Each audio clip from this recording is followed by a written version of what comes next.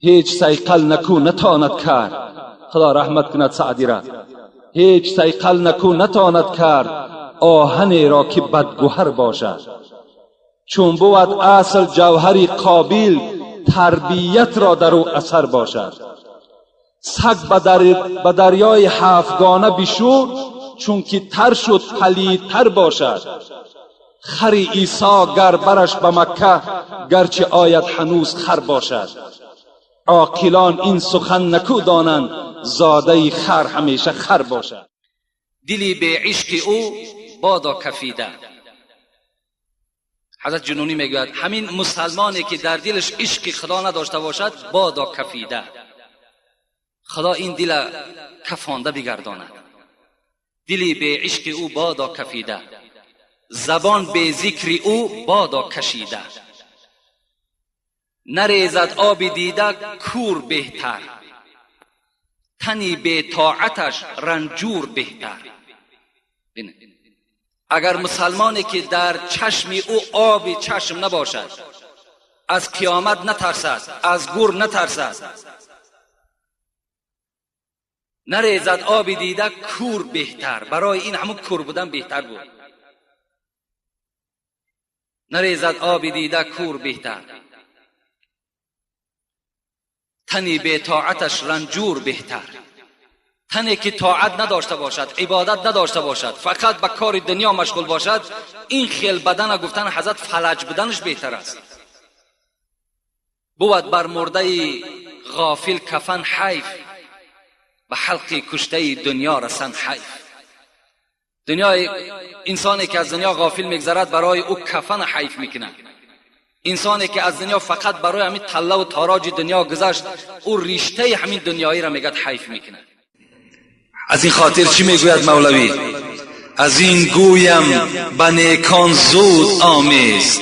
مادامی فهمیدی که همنشینی با آدمی خوب، همنشین در مجلسی نیک اینقدر جزای نیک داشته باشد، از این گویم به نیکان زود آمیز. اگر پا داری از بد دور بگریز. اگر نصیحت مولوی را گوش کنید، میگوید مادامی که اگر این صحبت ها را که شما درک کرده باشین، از نزد علما دور نروین. با بدان کم نشین که صحبت بد گرچه پاکی تو را پلید کند، آفتابی بر این بزرگ را پاره ابر ناپدید کند. این حضرت ها بیهوده نگفتند. صحبت های آدم ناخوبه برای خود اختیار نکنین. این صحبت بهترین صحبت برای شماست.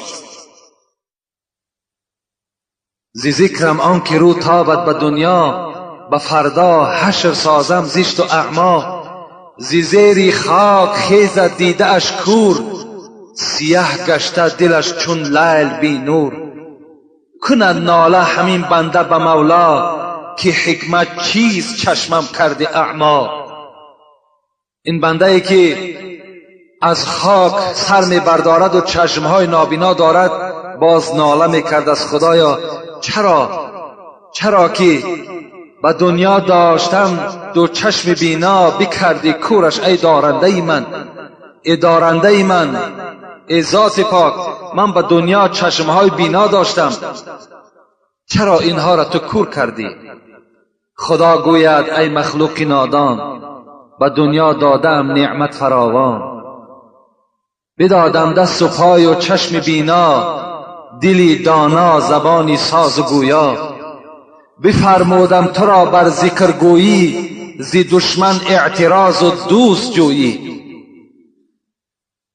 به دنیا کرده ای ما را فراموش، منم سازم تو را اینجا فراموش. جهان ای برادر نماند به کس، دل اندر جهان آفرین بند و بست. مکن تکیه بر ملک دنیا و پوشت، که بسیار همچو تو پرورد و کشت. چو قصد رفتن کند جان پاک، چه بر روی تخت مردن چه بر روی خاک. کسی پرسید از سلطان ابرار، شدم درمانده یک امر دشوار. ندانم من سعیدم یا که بدبخت، بهشتیم و یا در عقبه سخت. یک جوان، یک مرد نزد پیغمبر خدا آمده بود است. حضرت مولوی میگوید و پرسان کرده بود از پیغمبر خدا: من از تو یک سؤال دارم، نمیدانم که بدبخت هستم یا نیکبخت، نمیدانم که بهشتی هستم یا دوزخی هستم. پیغمبر خدا برای من خبر بده. پیغمبر خدا چی گفته بود است؟ بگو حضرت معالایی به هر دیگ، دلی خود عرضه کن بر صحبتی نیک. اگر مائل شود دل نیک بختی، بکش سوی عزیزان زود رختی.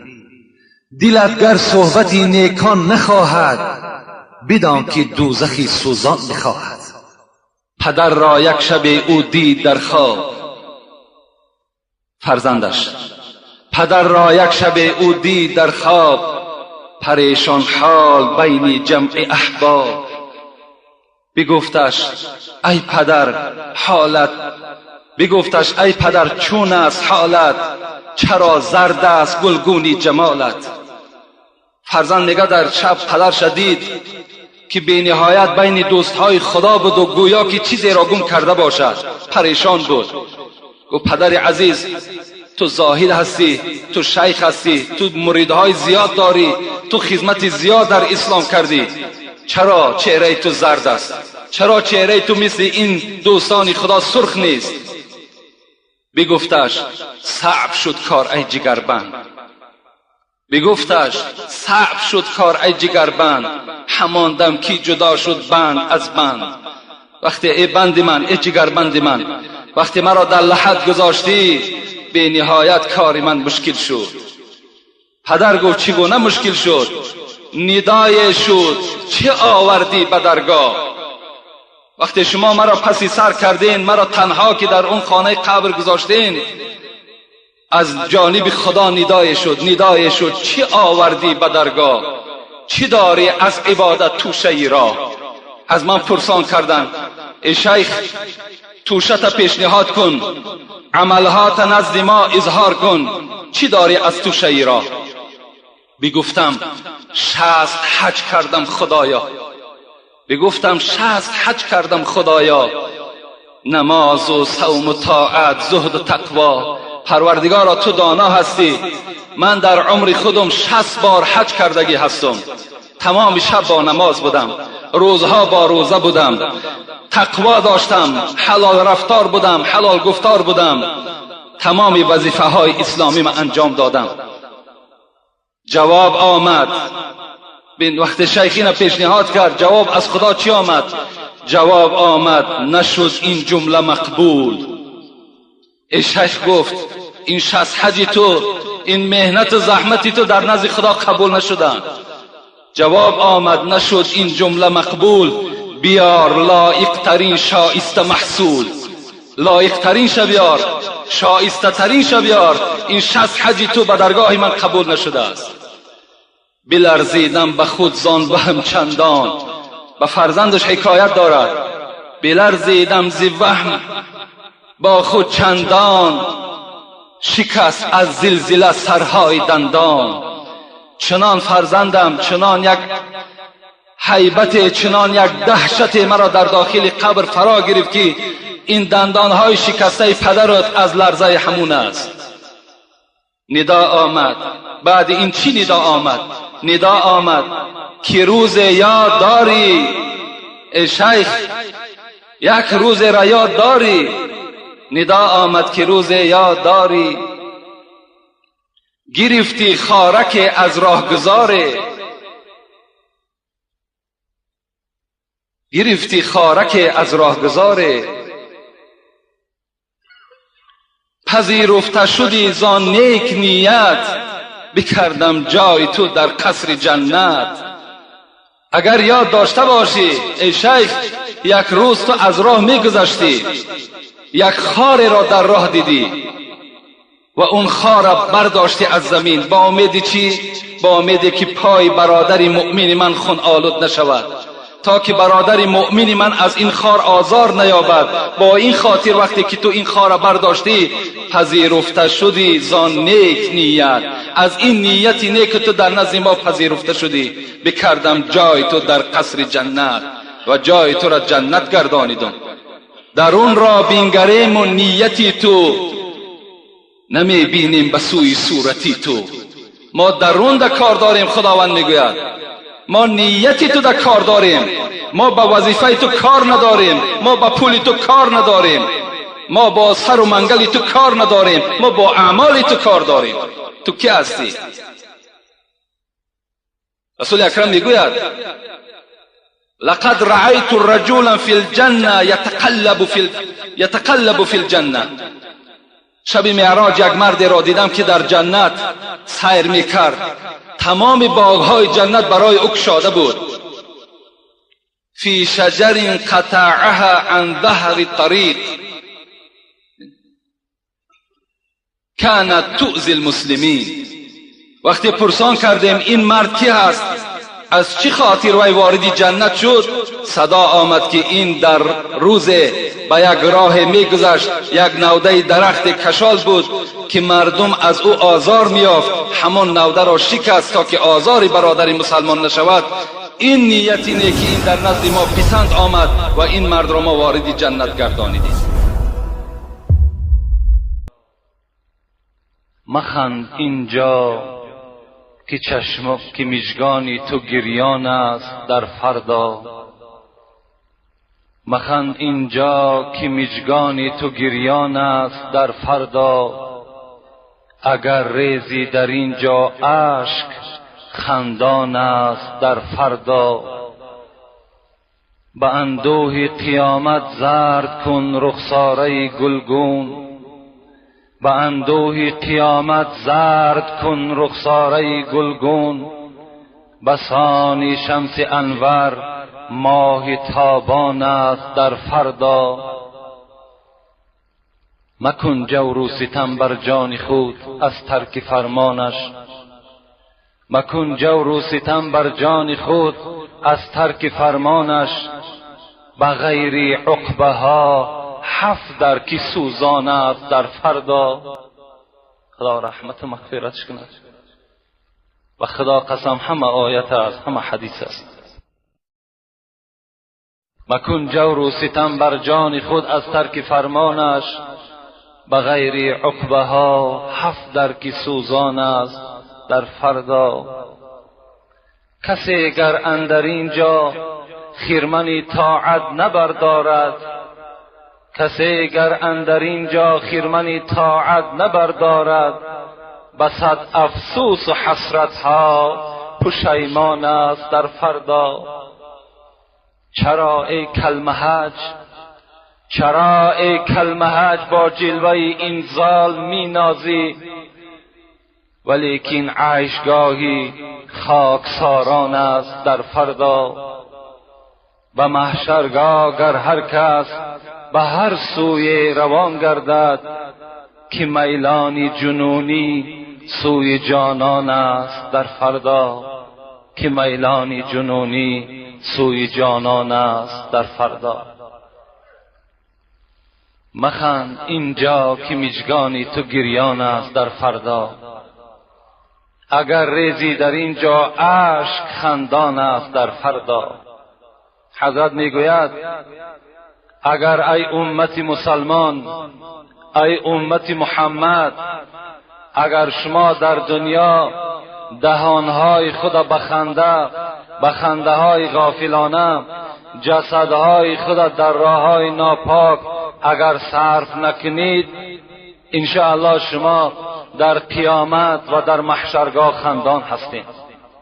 لیکن اگر در دنیا شما غافل باشین، اگر در دنیا شما خنده های بیجا داشته باشین، فراموش نکنین که شما چشمهای شما پر از آب و گریان در قیامت هستین.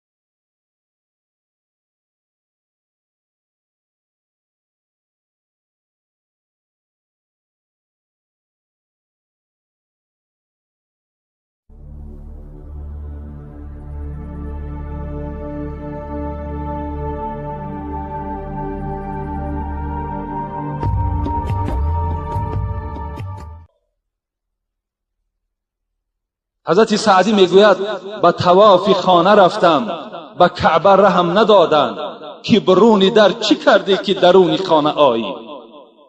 من وقتی خانه کعبه رفتم، خانه کعبه مرا نگذاشتن که خانه کعبه درایم. برای چی؟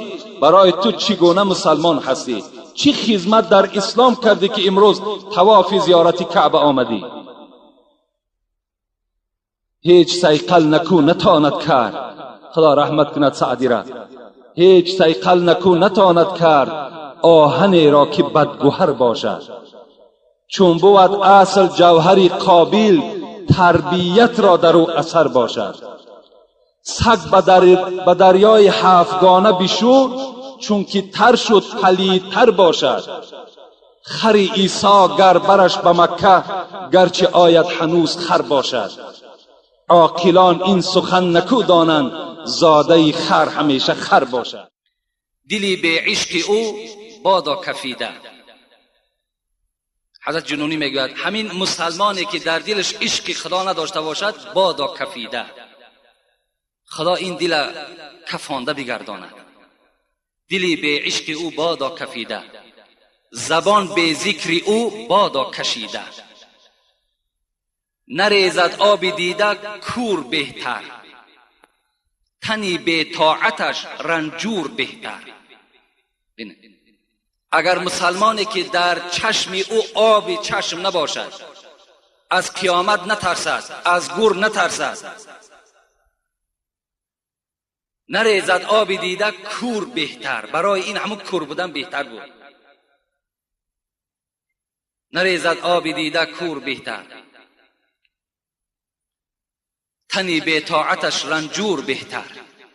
تنی که طاعت نداشته باشد، عبادت نداشته باشد، فقط به کار دنیا مشغول باشد، این خیل بدن گفتن حضرت فلج بدنش بهتر است.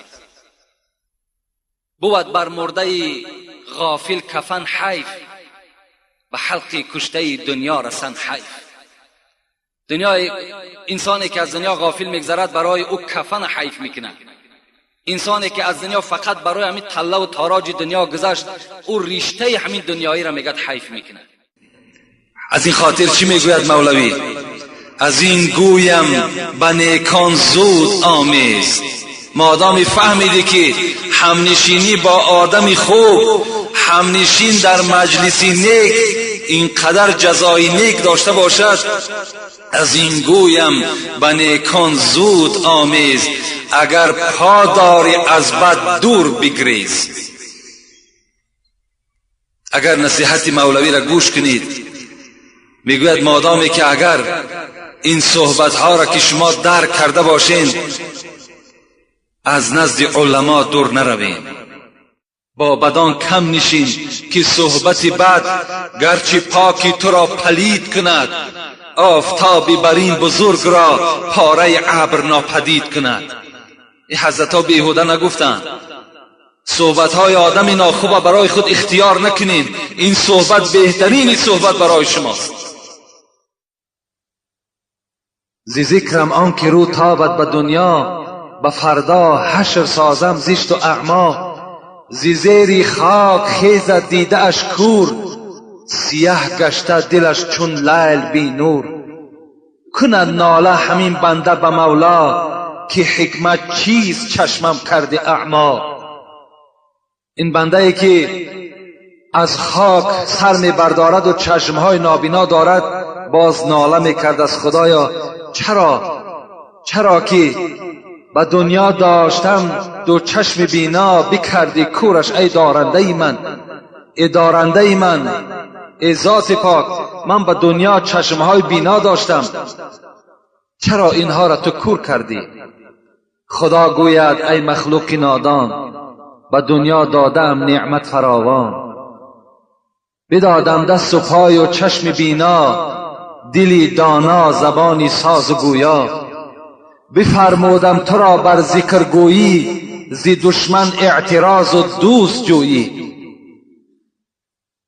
به دنیا کرده ای ما را فراموش، منم سازم تو را اینجا فراموش. جهان ای برادر نماند به کس، دل اندر جهان آفرین بند و بست. مکن تکیه بر ملک دنیا و پوشت، که بسیار همچو تو پرورد و کشت. چو قصد رفتن کند جان پاک، چه بر روی تخت مردن چه بر روی خاک. کسی پرسید از سلطان ابرار، شدم درمانده یک امر دشوار. ندانم من سعیدم یا که بدبخت، بهشتیم و یا در عقبه سخت. یک جوان، یک مرد نزد پیغمبر خدا آمده بود است. حضرت مولوی میگوید و پرسان کرده بود از پیغمبر خدا، من از تو یک سؤال دارم، نمیدانم که بدبخت هستم یا نیکبخت، نمیدانم که بهشتی هستم یا دوزخی هستم. پیغمبر خدا برای من خبر بده. پیغمبر خدا چی گفته بود است؟ بگو حضرت معالایی به هر دیگ، دلی خود عرضه کن بر صحبت نیک. اگر مائل شود دل نیک بختی، بکش سوی عزیزان زود رختی. دلت گر صحبت نیکان نخواهد، بدان که دوزخی سوزان بخواهد. پدر را یک شب او دید در خواب فرزندش، پدر را یک شب او دید در خواب، پریشان حال بین جمع احباب. بگفتش ای پدر حالت، بگفتش ای پدر چون است حالت، چرا زرد است گلگونی جمالت. فرزند میگه در شب پدر شدید که بی نهایت بین دوستهای خدا بود و گویا که چیزی را گم کرده باشد، پریشان بود. گفت پدر عزیز، تو زاهد هستی، تو شیخ هستی، تو مریدهای زیاد داری، تو خدمت زیاد در اسلام کردی، چرا چهره تو زرد است؟ چرا چهره تو مثل این دوستان خدا سرخ نیست؟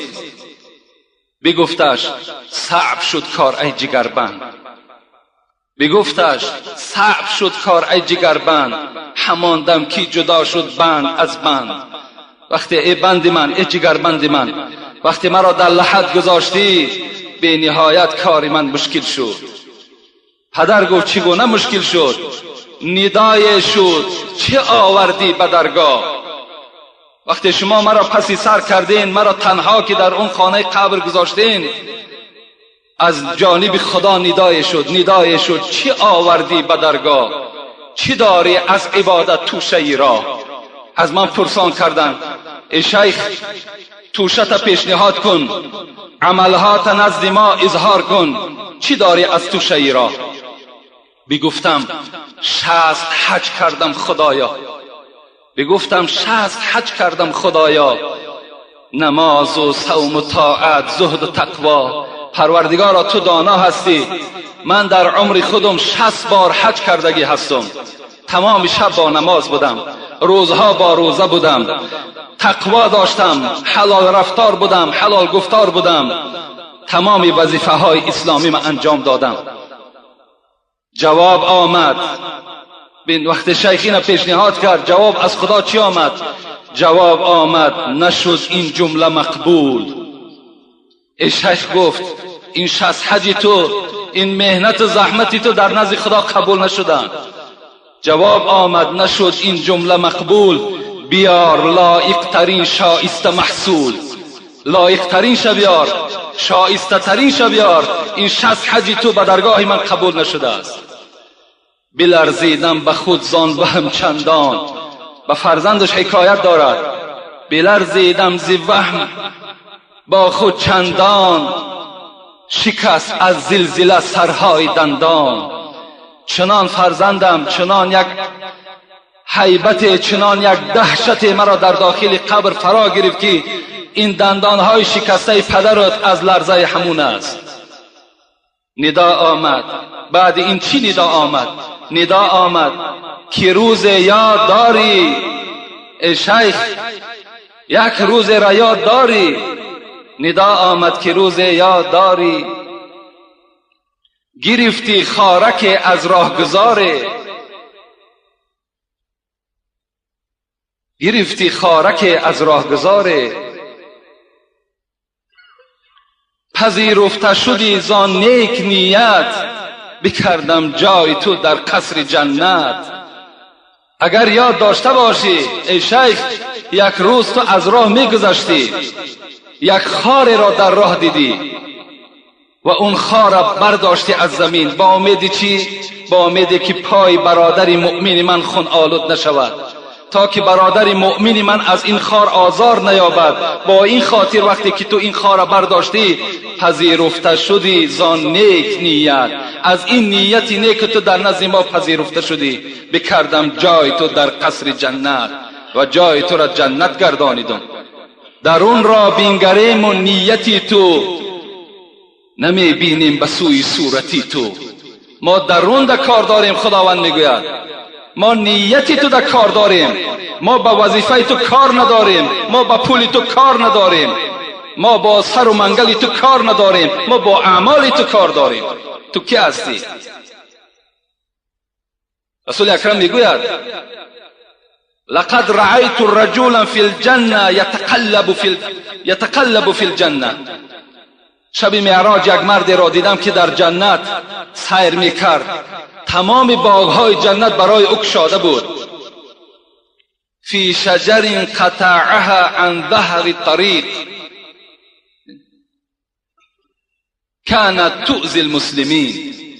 وقتی پرسان کردیم این مرد کی هست، از چه خاطر وی وارد جنت شد، صدا آمد که این در روز با یک راه میگذشت، یک نوده درخت کشال بود که مردم از او آزار میافت، همون نوده را شکست تا که آزار برادر مسلمان نشود. این نیتی نه که این در نزد ما پسند آمد و این مرد را ما وارد جنت گردانیدیم. آخر دعوانا ان الحمد لله رب العالمین. خدای مهربان از کل آفتها، از کل بحتانها، از کل مریضیها خدای در حفظ امانی خودت نگهشون داری. آمین و رب العالمین.